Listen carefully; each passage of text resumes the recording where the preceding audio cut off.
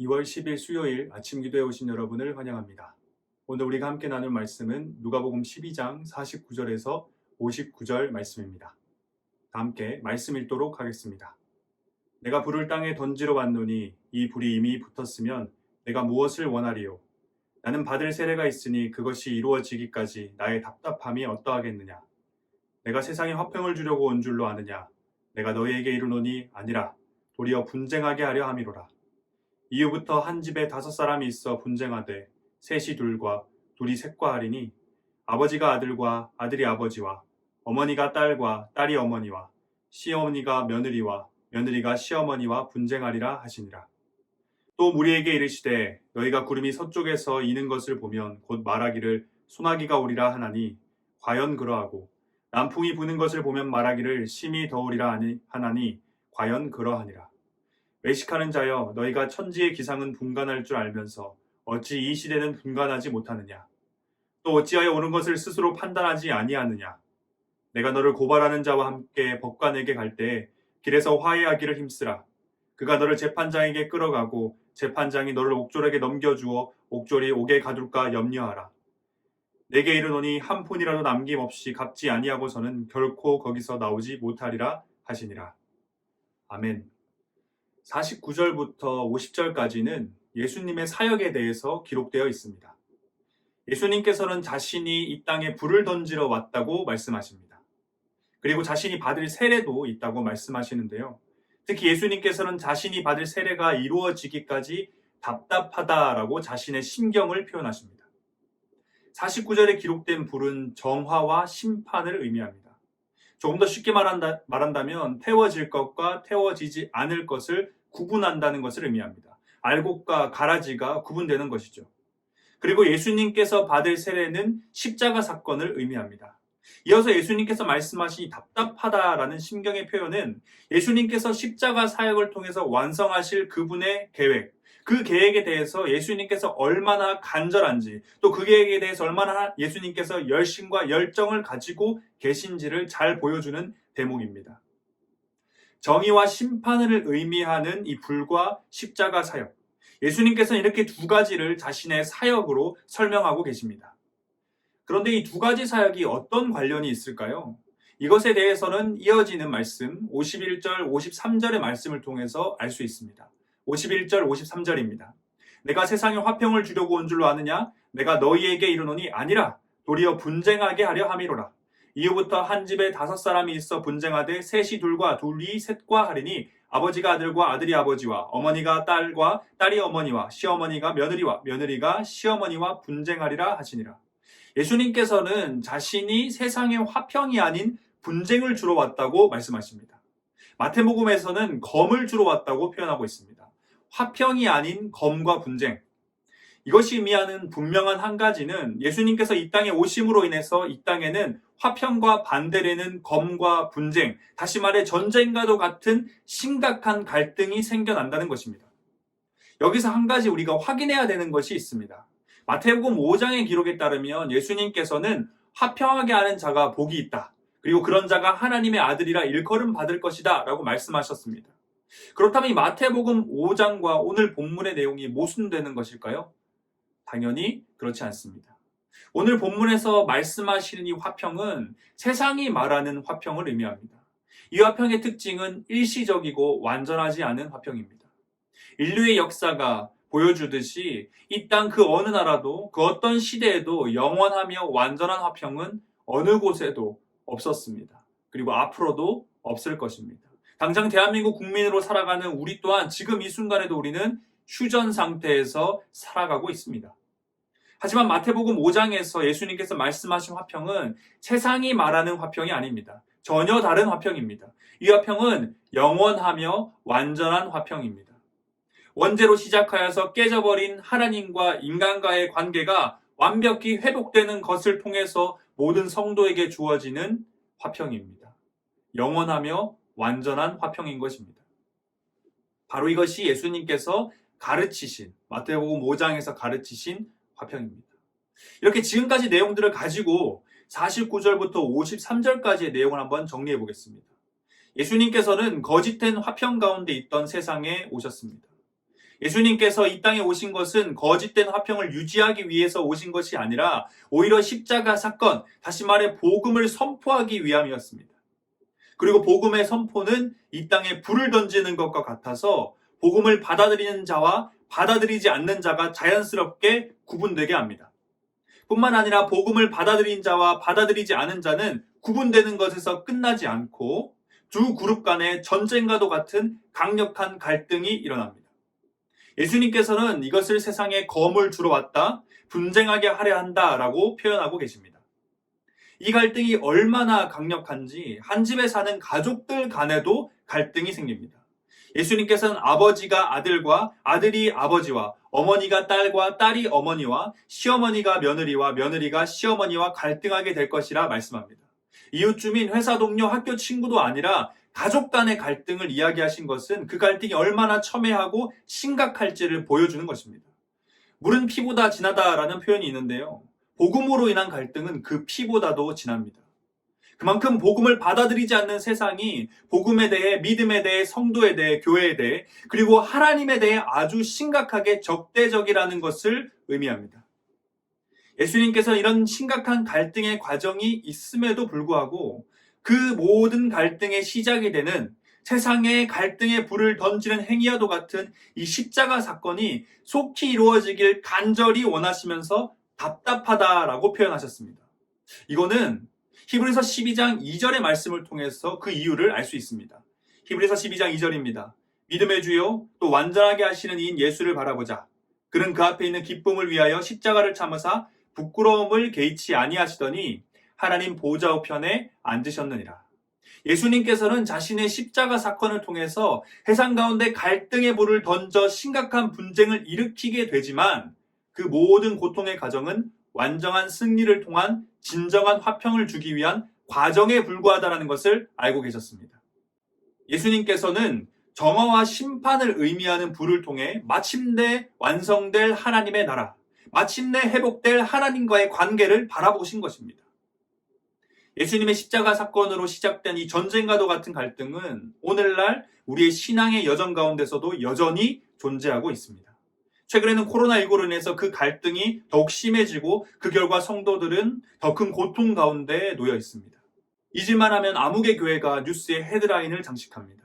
인터넷 기사의 댓글에는 수많은 사람들이 달려들어 교회와 성도를 비난하고 심지어 하나님을 모욕하기도 합니다. 우리가 붙잡고 있는 복음, 우리가 가진 믿음을 가리키며 부정적으로 평가내리고 때로는 포기하라고 말하기도 합니다. 아마 어떤 성도님들은 오늘 본문의 말씀과 같이 가족 간에서도 복음으로 인해 큰 갈등과 어려움을 겪고 계신 분도 계실 수도 있습니다. 그렇다면 이러한 심각한 갈등, 특히 코로나19로 인해서 그전보다 더 어려워진 이 심각한 갈등 속에서 성도인 우리는 어떤 삶을 살아가야 할까요? 예수님께서는 한 가지를 제시하고 계십니다. 54절, 57절입니다. 또 무리에게 이르시되 너희가 구름이 서쪽에서 이는 것을 보면 곧 말하기를 소나기가 오리라 하나니 과연 그러하고 남풍이 부는 것을 보면 말하기를 심히 더우리라 하나니 과연 그러하니라. 외식하는 자여 너희가 천지의 기상은 분간할 줄 알면서 어찌 이 시대는 분간하지 못하느냐? 또 어찌하여 옳은 것을 스스로 판단하지 아니하느냐? 당시 이스라엘 백성들에게 구름이 서쪽에서 일어나는 것을 보면 소나기가 올 것이다. 남풍이 불어오면 아주 더울 것이다. 라고 생각하는 건 그리 어려운 것이 아니었습니다. 이스라엘의 지형적 특징으로 인해서 자연스럽게 그리고 반복적으로 일어나는 기상현상이었기 때문에 그 땅에 사는 이스라엘 백성들은 그런 환경의 변화를 통해 기후를 예측할 수 있었습니다. 그런데 예수님께서는 이어서 이렇게 말씀하십니다. 외식하는 자여, 너희가 천지의 기상은 분간할 줄 알면서 어찌 이 시대는 분간하지 못하냐? 또 어찌하여 옳은 것을 스스로 판단하지 못하냐? 이것은 말씀을 연구하고 배우며 하나님의 백성으로 그분의 뜻을 쫓아 살아간다고 말하는 자들이면서 어떻게 마지막 때가 가까이 왔는데 왜 그것을 모르고 있냐? 무엇이 옳은지 왜 알지 못하냐라는 예수님의 꾸짖음입니다. 오늘날 코로나19로 인해 이전보다 더 심각한 갈등의 시대를 살아가는 성도인 우리 또한 이스라엘 백성들과 같이 마지막 때를 살아가는 자들입니다. 그리고 예수님께서는 그 마지막 때를 살아가는 자들에게 시대를 분간하고 옳은 것을 판단하라 요청하십니다. 코로나19, 이 팬데믹 시대, 세상으로부터 갖은 조롱과 유혹과 시험 그리고 공격을 받아가면서 살고 있는 우리에게도 하나님께서는 동일한 요청을 하고 계신 것입니다. 시대를 분간하며 옳은 것을 판단하라. 사랑하는 대학교의 성도 여러분, 이 시대를 분간하고 계신가요? 무엇이 옳은지 판단하고 계신가요? 이 시대를 분간하고 무엇이 옳은가 판단하는 것은 생각보다 명쾌하고 또 간단합니다. 이것은 흡사 구름이 서쪽에서 일어나는 것을 보면 소나기가 온다는 것을 알 수 있고 남풍이 불어오면 날이 더워진다는 것을 아는 것과 같습니다. 하지만 외식하는 자들에게는 결코 명쾌하지도 그리고 간단하지도 않습니다. 하나님의 말씀을 하나님의 말씀으로 알고 반응하는 자들에게는 이 시대를 분간하고 무엇이 옳은가 판단하는 것은 어려운 게 아닙니다. 하지만 겉으로만 하나님의 말씀을 따르고 있는 자들에게는 그렇지 않다는 것입니다. 마지막 때를 산다고 말하지만 정작 이 땅의 삶이 영원할 것처럼 세상의 것들을 두 손과 두 발에 꽉 쥐고 더 쥐려고 애쓰며 살기 때문입니다. 하나님이 보시기에 옳은 것이라 말하지만 정작 자신이 보기에 옳은 것, 자신에게 이익이 되는 것, 자신에게 기쁨이 되는 것을 하나님 보시기에 옳은 것이라 포장하며 살아가기 때문입니다. 여러분, 이 시대가 분간되고 계신가요? 무엇이 옳은지 판단되고 계신가요? 시대를 분간하고 옳은 것을 판단하는 것은 성도가 결코 넘어서는 안 되는 데드라인, 즉 넘어서면 반드시 죽는 선을 긋는 것과 같습니다. 하나님의 말씀을 기초하여서 시대를 분간하고 옳은 것을 판단하면 우리의 삶에는 정확한 데드라인이 그어집니다. 넘어서는 안 되는 선이 그어지는 것이죠. 그러면 세상과 강력한 갈등 속에서 수많은 유혹과 시험과 고통이 있지만 우리는 믿음을 지켜낼 수 있습니다. 넘지 말아야 할 선이 명확하게 보이기 때문입니다. 하지만 반대로 시대를 분간하지 못하고 옳은 것을 판단하지 못하면 결코 넘지 말아야 할 이 데드라인, 이 죽음의 선이 제대로 그어지지 않게 됩니다. 그러면 처음에는 어느 정도 희미하게 그어진 그 데드라인을 보면서 버틸지 모르지만 세상이 강력한 갈등 속에서 유혹과 시험과 고통이 계속되면 결국 그 선을 넘어서고 맙니다. 사도 바울 또한 예수님과 동일한 것을 요청하고 있습니다. 로마서 12장 1절 2절입니다. 그러므로 형제들아 내가 하나님의 모든 자비하심으로 너희를 권하노니 너희 몸을 하나님이 기뻐하시는 거룩한 산제물로 드리라. 이는 너희가 드릴 영적 예배니라. 너희는 이 세대를 본받지 말고 오직 마음을 새롭게 함으로 변화를 받아 하나님의 선하시고 기뻐하시고 온전하신 뜻이 무엇인지 분별하도록 하라. 이 시대를 분간하고 무엇이 옳은지 판단하라는 예수님의 요청은 단순한 요청이 아닙니다. 그냥 쉽게 하신 말씀이 아니라는 겁니다. 예수님께서는 성도에게 아주 강력하게 지금 요청하고 계십니다. 왜 그럴까요? 이제 곧 재판장 앞에 우리가 설 것이기 때문입니다. 58절 59절입니다. 내가 너를 고발하는 자와 함께 법관에 갈 때에 길에서 화해하기를 힘쓰라. 그가 너를 재판장에게 끌어가고 재판장이 너를 옥졸에게 넘겨주어 옥졸이 옥에 가둘까 염려하라. 내게 이르노니 한 푼이라도 남김없이 갚지 아니하고서는 결코 거기서 나오지 못하리라 하시니라. 예수님께서는 재판장 앞에 가기 전에, 재판장 앞에 서기 전에 고발하는 자 예수님과 화해하라 말씀하십니다. 다시 말해 마지막 심판이 있기 전에 하나님 앞에 회개하고 그 삶을 돌이켜서 이 시대를 분간하고 무엇이 옳은가 판단하면서 마지막 때를 준비하라는 것입니다. 코로나19로 인한 이 팬데믹은 순식간에 우리에게 찾아왔습니다. 노크도 없이 찾아왔습니다. 갑자기 예배를 포함한 모든 모임이 중단되었고 온라인 모임으로 전환되었습니다. 제 책상에는 중고등부 교사 수첩이 있는데요. 2020년 시작을 하면서 우리 선생님들에게 나눠드렸던 교사 수첩책입니다. 작년 책이죠. 이 수첩은 2월 23일 주일이 마지막 기록입니다. 그때 저는 중고등부 선생님들과 3, 4월 큐티책은 어떻게 할지, 3월 첫 번째 주 반별 모임은 어떻게 할지, 2부 순서는 어떻게 할지를 회의했습니다. 그리고 또 우한 폐렴이라는 바이러스가 퍼지고 있다는데 우리가 찬양 연습은 어떻게 해야 될지, 찬양 인도는 어떻게 해야 될지를 고민하는 내용이 기록되어 있습니다. 그리고 주일 오후 담임 목사님과 상의하고 주중에 최종 결정을 내리자라는 결론으로 그 회의를 마쳤습니다. 그리고 그 주에 우리 대학교에는 모든 대면 모임을 중단하고 온라인 예배로 전환하였습니다. 갑작스럽게 찾아온 변화였습니다. 그런데 그 결과 우리는 무엇이 옳은가 고민하며 판단하는 시간을 제대로 가지지 못했습니다. 노크도 없이 찾아온 이 코로나로 인해 순간순간 한 주 한 주 대처하며 그렇게 1년을 보낸 것입니다.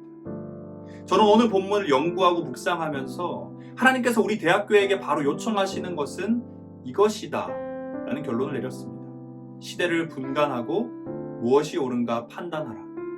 사랑하는 대학교의 성도 여러분, 이 시대를 분간합시다. 무엇이 옳은가 판단합시다. 이것은 교회 리더들만을 향한 요청이 아닙니다. 로마서 12장 1절 2절의 말씀에서 확인할 수 있듯이 이 요청은 모든 성도를 향한 요청입니다. 마지막 때가 가까웠습니다. 우리가 겪고 있는 이 모든 분쟁, 그로 인한 유혹과 시험과 고통은 진정한 화평을 의미하는 모든 것의 끝, 완성, 새로운 시작이 가까웠음을 알려주는 증거입니다. 더 늦기 전에 이 시대를 분간합시다. 무엇이 옳은가 판단합시다. 진정한 화평이 곧 찾아옵니다. 다 함께 기도하겠습니다. 우리를 구원하시고 창조하신 주님의 이름을 찬양합니다. 하나님, 오늘 우리는 누가복음 12장의 말씀을 통하여서 마지막 때를 살아가는 성도의 삶에 대해서, 그 태도에 대해서 함께 나눴습니다.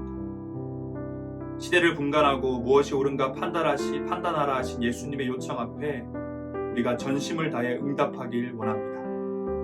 혼란스럽고 또한 수많은 갈등, 강력한 갈등 속에 살아가는 우리의 삶이지만 그 가운데서 중심을 잡고 이 시대를 바라보길 원합니다.